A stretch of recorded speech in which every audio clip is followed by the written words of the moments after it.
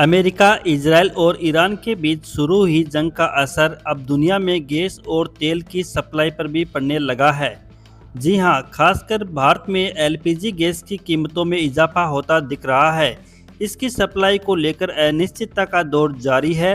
भारत में एलपीजी की सालाना खपत लगभग 31 मिलियन टन के आसपास है और अपनी ज़रूरत के तकरीबन 80% एलपीजी के लिए भारत दूसरे देशों पर निर्भर है, खासकर मध्य पूर्व के देशों पर, जो परोक्ष रूप से इजरायल, अमेरिका और ईरान की जंग में शामिल है।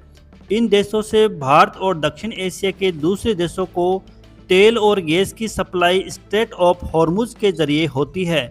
अमेरिका इजरायल के संयुक्त हमलों के बीच ईरान ने स्ट्रेट ऑफ हॉर्मुज को बंद किया हुआ है।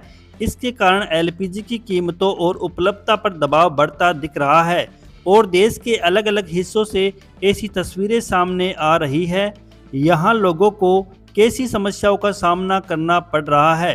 अमेरिका इजरायल के साथ ईरान के युद्ध ने हर ओर हड़कंप मचा रखा है। दरअसल इस जंग से जहां तेल की कीमतों में आग लगाई है, तो वहीं एलपीजी संकट ने हाहाकार मचा दिया है। खास तौर पर भारत में गैस की किल्लत से स्थिति खराब होती नजर आई है। घर की रसोई से लेकर होटल रेस्टोरेंट तक इसका असर दिखा है।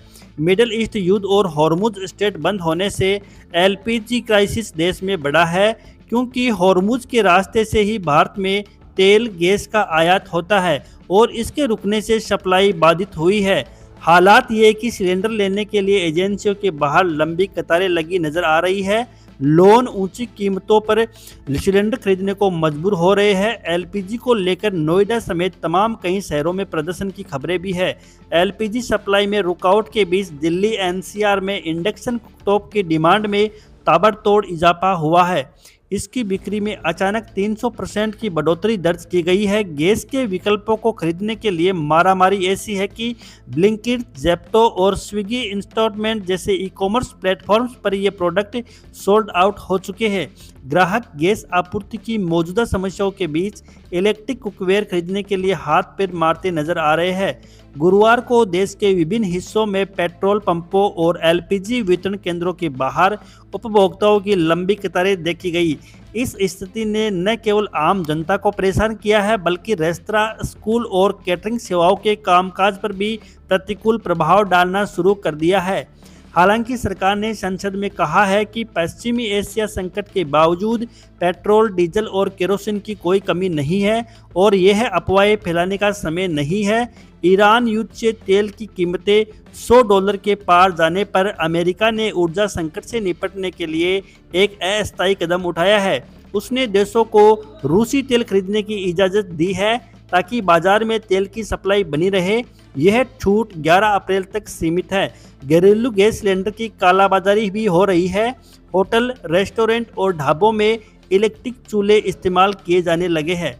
रसोई गैस की किल्लत के बीच केंद्र सरकार ने केरोसिन का वितरण करने का प्लान किया है। सभी राज्यों को केरोसिन का आवंटन किया है। भारत को छूट देने के बाद अमेरिका ने और देशों को भी रूसी तेल खरीदने की मंजूरी दे दी है। शुक्रवार को वित्त विभाग के एक नोटिस के अनुसार अमेरिकी ने पहले से ही समुद्र में फंसे रूसी तेल को खरीदने की अनुमति दे दी है। वॉशिंगटन का ये कदम भारत को इसी तरह की छूट दिए जाने के कुछ दिन बाद ही उठाया है, क्योंकि वह ईरान पर हमलों के बाद वैश्विक ऊर्जा बाजार को स्थिर करने की कोशिश कर रहा है। फिलहाल इतना ही। देश और दुनिया की ताज़ा खबरों के लिए जुड़े रहिए हमारे साथ। धन्यवाद। जय हिंद।